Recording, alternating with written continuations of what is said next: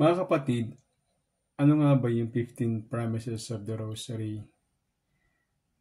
Maraming pangako ang ating Inang Maria sa mga nagdarasal at natataguyod ng kanyang dakilang panalangin na Banal na Rosario or the Holy Rosary. Tradisyonal na 15 pangako ito, no, na nagmula sa mga isinulat ng dakilang Dominikano at mga ngaral ng Rosario na si Blessed Alan de la Roche. So, pinagsama-sama niya yung 15 pangako nito mula sa iba't ibang pinagmulan. At simulan natin ito simula sa una hanggang sa 15. No? Ang una is ang sino man tapat na magsisilbi sa akin sa pamamagitan ng pagdarasal ng rosaryo ay tatanggap ng espesyal na biyaya. Yun ang unang pangako, no? Pangalawa, ipinapangako ko ang aking espesyal na proteksyon at pinakamalaking biyaya sa lahat ng magdarasal ng rosaryo. Ang rosaryo ay magiging makapangyarihan laban sa impyerno.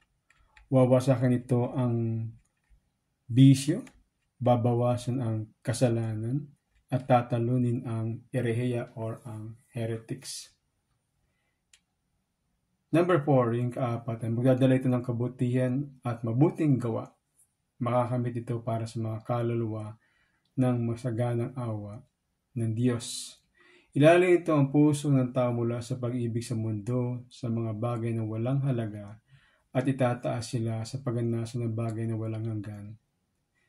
O naway magpabanal ang mga kaluluwa sa pamamagitan ng mga ito. Number 5, ang kaluluwa magtataguyod sa aking pamamagitan ng pagdarasal ng rosaryo ay hindi mapapahama.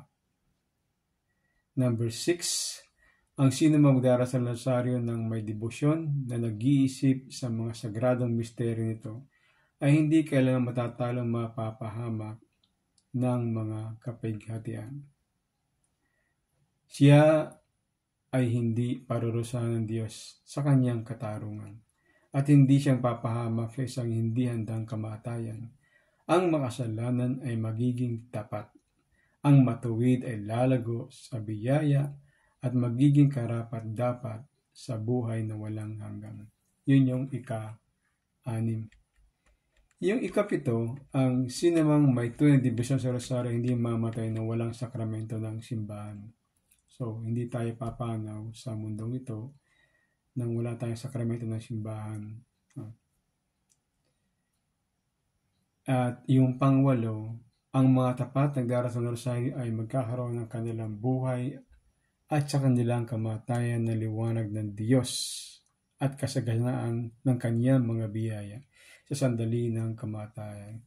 Sila ay makikibahagi sa mga merito ng mga santo sa langit. Yung ika-9 o number 9 is ililigtas ko mula sa purgatorio ang mga nagkaroon ng debosyon sa rosaryo.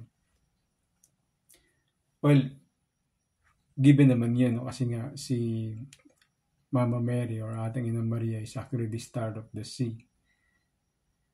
At madalas siyang bumibisita sa purgatorio upang iligtas ang mga karapat-dapat ng iligtas sa purgatorio.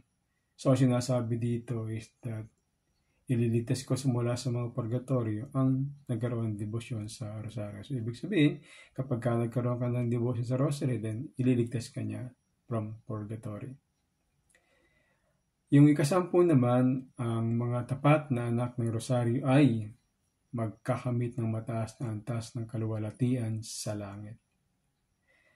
Number 11, makakamit niya ang lahat ng inyong hihilingin sa akin sa pamamagitan ng pagdarasal ng rosaryo.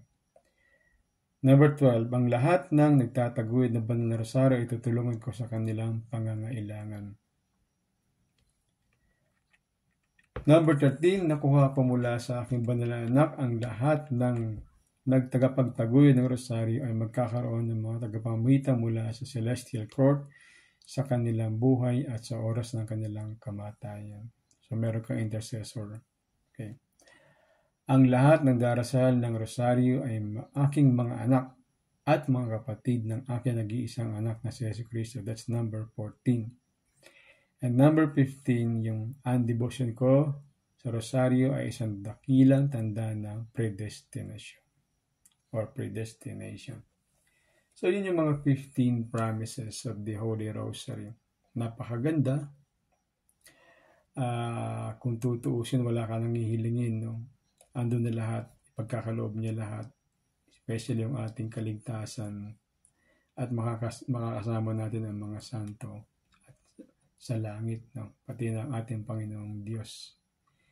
So, sana po manatili po tayong tapat sa pagdarasal ng ating rosaryo. Manatili tayong tapat sa debosyon natin sa ating mahal na Inang Maria.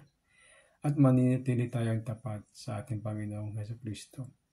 Sana po sa araw-araw ay dasalin po natin ang Santo Rosario. Dasalin din po natin ang Chaplet of the Divine Mercy. Kung titingnan niyo po, ang Holy Rosary or ang Santo Rosario ay dasal na ipinagkaloob na Inang Maria.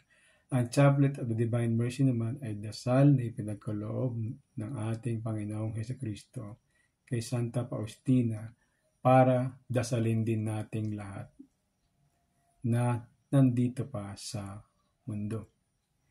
So, sana po nakatulong po itong konting discussion natin about the 15 promises of the Holy Rosary. God bless us all and maraming salamat po.